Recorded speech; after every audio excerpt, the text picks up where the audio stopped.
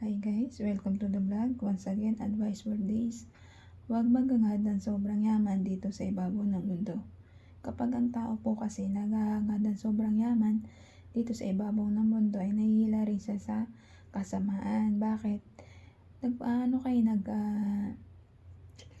Nagiging sakim ka, makasarili ka, gusto mo marami kang kayamanan dito sa ibabaw ng mundo, gusto mo sa itong ibabaw ng mundo, pagpalagay na natin. Nakuha mo lahat ng mundong ito. Sa tingin mo ba maliligtas yung kaluluwa mo? Hindi po. Bakit? Susunugin kaluluwa mo sa impyerno kasi hindi ka nagawa ng tulong para sa kapwa-tao mo. Sinasarili mo lang, iniimpok mo yung kayamanan mo sa bahay mo, hindi mo to ini-spread, hindi mo to tinutulong, bagkos iniipon mo at nagiging makasarili ka.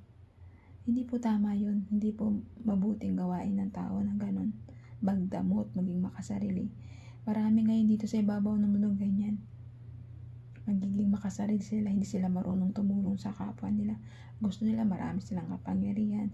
Gusto nila marami silang nasasakop na teritoryo tulad ng China, di ba? Nagiging makasarili silang bansa.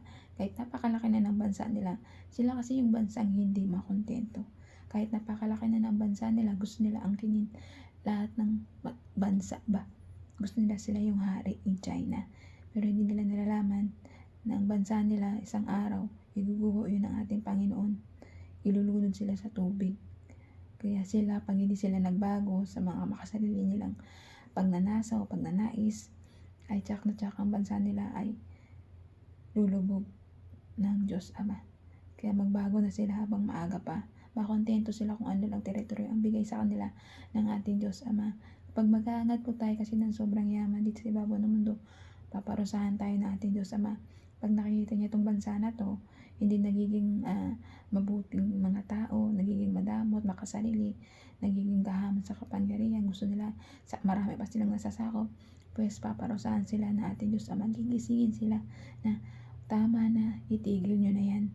Dahil binigyan ko kayo ng ganitong bansa para makontento kayo at pagyamanin.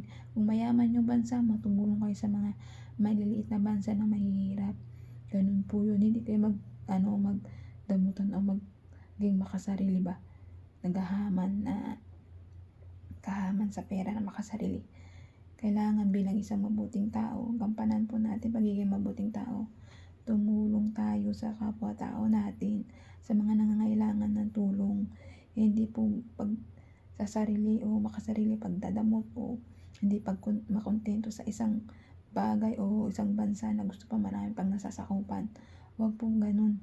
Hindi po tama yung ginagawa nyo. Mga bansang China na yan na siyang mahilig manakop ng may mga teritoryo na may teritoryo. At may teritoryo naman silang dagat na pangingisdaan nila, sinasakopan nila yung dagat na para sa Pilipinas lang. Diba? Doon pa lang nakikita mo na pagiging nila madamot nilang bansa eh. Gusto nila sakopin pa yung para parte sa atin, bansang Pilipinas. Kaya hanggang dito na lang aking advice. Ingat po tayong lahat and God bless.